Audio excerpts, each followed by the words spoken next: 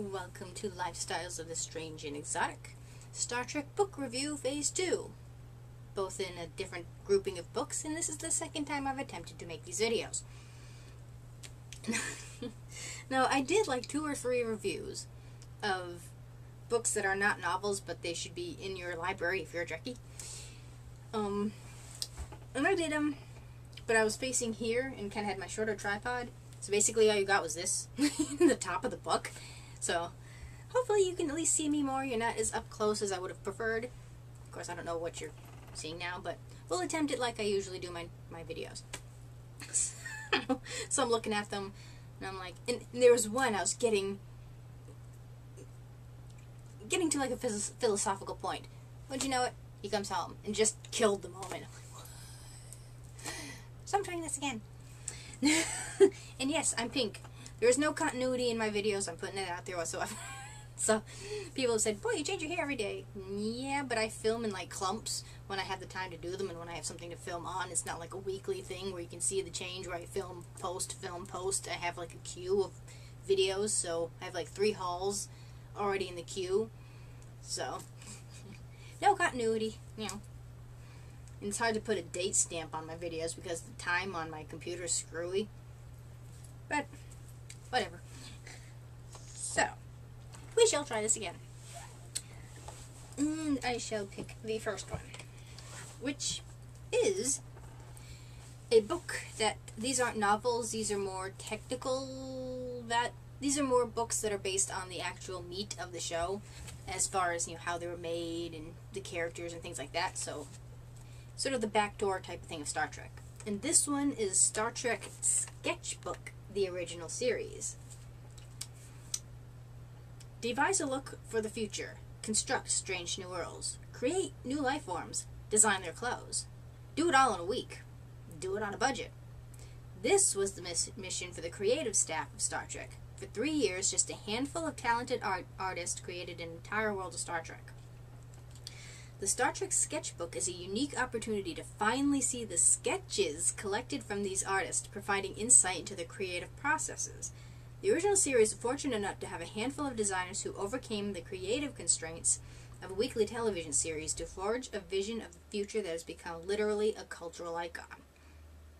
Matt Jeffries, i.e. Jeffries Tubes, created meticulous sketches of every aspect of the Starship Enterprise and most of the world she visited. The energetic illustrations of William Ray Theis depicted some of the most lavish costumes ever worn in this or any other galaxy. Fred Phillips designed the makeup that actualized a whole new race with just humans underneath. Hua Chang created props and hardware that are still the basis of futuristic design, i.e. the iPad, telephones, pretty much anything electronic nowadays. For a writer, the sky's the limit. You can create anything, imagine anywhere. The designers in Star Trek had to make it real, affordable, and come back and do it all again next week. The Star Trek Sketchbook allows you into the 6 sound stages where it all happened. And this is just so freaking awesome. And I think most of these actually were donated to the book, if you can put it that way, submitted to the book by Matt Jeffries, by Hua Chang. I don't think, you know, maybe like the family of William Ray Theis, because I don't know if he's sticking around. And this is by Herbert Saulo and Yvonne Fern Saulo, who were writers on the show. So, and this came out in 1997. Now, most of these books are going to be in the 95, 94, 97, maybe early 2000s range when the 25th anniversary came out, when they still had bookstores. Now, these type of books do not belong on a Kindle. I don't give a rat's ass if it's the size of a plasma TV. This is something you want in your hand.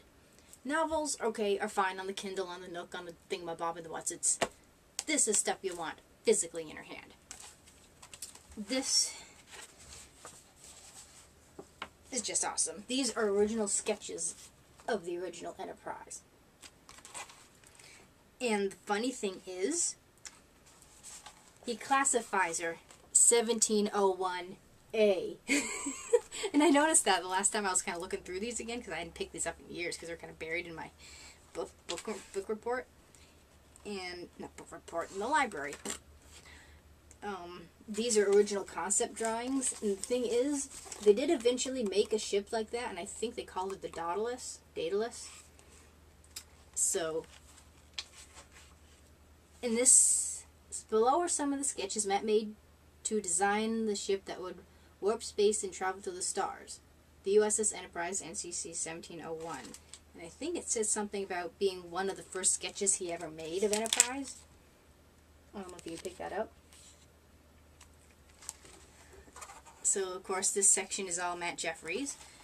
And the sketches and the ultimate, you know, the part that actually made it into the episodes.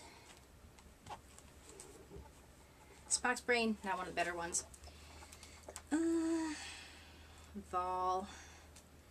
And that's pretty much the way it's, you know, put together, kind of in Star Trek colors.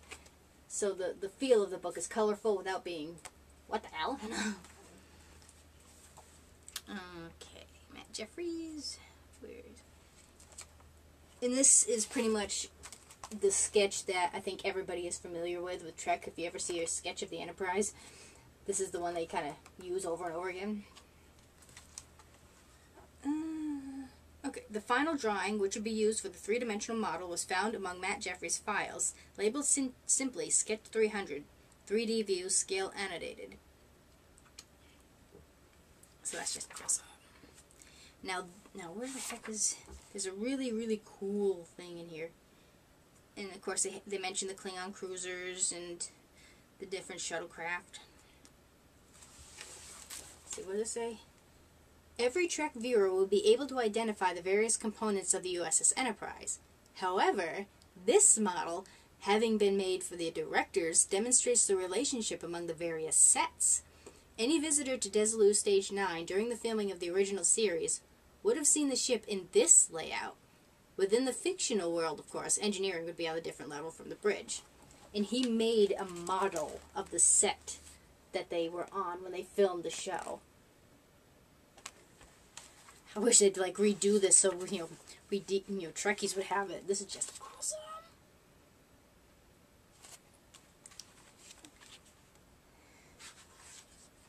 And the way, and I think it would be I don't know how they do it nowadays, but I think the curved, the way it curves, and of course, this would be the saucer section, so it would logically curve, but I think it would be a good space-saving design, the way you would put the sets. But I don't know, I'm not a director. I just thought that was just so flippin' awesome. There's quite a few pictures in here. And lost set pieces. Matt Jeffries, art director. Unfortunately, that's all they have of Matt Jeffries right now. Or is that the... Nope, I lied. Okay. We were discussing Matt Jeffries. William Ware Theiss. Gotta recognize that. Otherwise, why are you watching this video? And a lot of the costumes. The thing is, a lot of the costumes weren't costumes. They went back to like Theiss's collection of costumes. Didn't find any costumes. They found pieces of cloth that were tenaciously held together as they were filming and kind of disassembled after the fact. So very few costumes are put together where they would stay. Most of the time he was sewing them in as they were filming. I mean, he basically just worked from scraps. A lot of different costume sketches, 90% of them are on napkins. But considering, I mean, they're visually very lovely, Some of the costumes are like, wow. Even hold up today, really.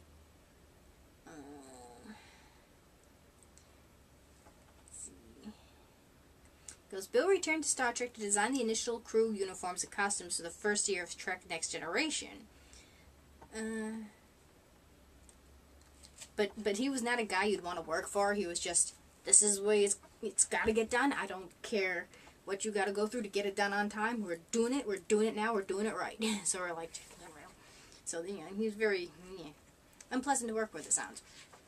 Fred Phillips. Why they're painting a black horse white and not just getting a white horse, I don't understand. But then, movies of that age make no sense to me anyway. Fred Phillips with Boris Karloff.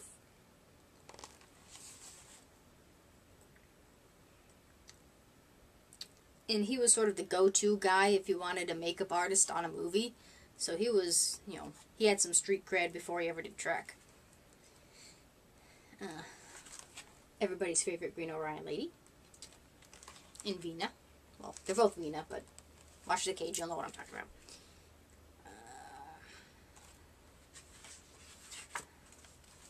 Recognize that dude? So yeah, this is just an awesome, awesome book to have. And this is Hua Chang. He's a sculptor and all that stuff too, and he was like a child prodigy from China. Did the Pillsbury Doughboy animation doodahs. Where's the... Built the communicators and the phasers. And I think a lot of the alien costumes too. I don't know where...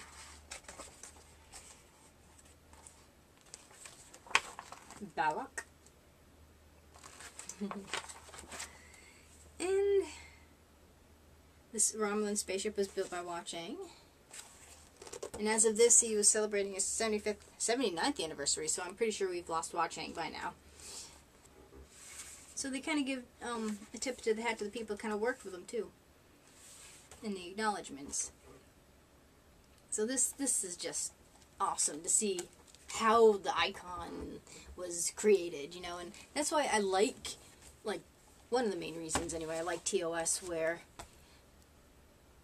of course, I don't know as far as being in the 60s how, you know, futuristic it was to make it, you know, as far as the technological aspects. I don't think it would be like they were pushing any borders as far as the technology was concerned for the show. You know, they just kind of used the standard, you know, standard thing. But now when Next Gen came across, you know, came into being, there was something you could push against. You had that basis, and then, okay, we know what we had before, and we know what to do. Let's push the boundaries a little farther. With the original Trek, they weren't doing that, which is fun to know how they made it. That's why with Star Trek, it's awesome to just take apart. Sure, you've got the 79/80 episodes. You can enjoy them as it is, but it's nice to see the entire world behind that with the actors and the creators. You know, how it was all done, especially in the 60s, with what they had to work with. And you appreciate how it's the stories that made Trek live as long as it has. And it wasn't, you know, all eye candy and stuff, which unfortunately is what a lot of, especially science fiction movies, rely on nowadays. It's like, I don't care how fancy, how 3D, how graphically amazing it is. If a movie sucks, it's gonna suck. Okay? You can't hide it under high graphics. George Lucas. But, yeah, they could take a good lesson from the original Trek, i.e. the new movies. You know, I don't care how graphically awesome they might be. Rethink the script. I think I'm just going to wait till, I don't even know if I'm going to even, I think I'm going to wait maybe a couple of years and wait till it's like $5 and buy Darkness Rising or whatever the hell it is. It's like, but anyway, thank you for watching. Comment down below if you know of any other kind of books like these that you might have seen in the vast travels in the universe. I have a good amount of them, but again, anything newer, if there's anything newer out, I'd love to know. I don't know. Do rate a thumbs up, even though you'll get more whether you like them or not. But I would appreciate a thumbs up anyways. And do subscribe if you want to see more. I do have a few more novels coming up, and this will be, I don't know if I'll do show and tells of maybe some swag I've got, like the collectibles. I don't know. If you're interested in anything like that, do tell. If it's really boring and I'm stuck inside, you might get them anyway. But it's a thought. You have been forewarned. Again, thank you for watching, and I'll see you next time. Live long and prosper.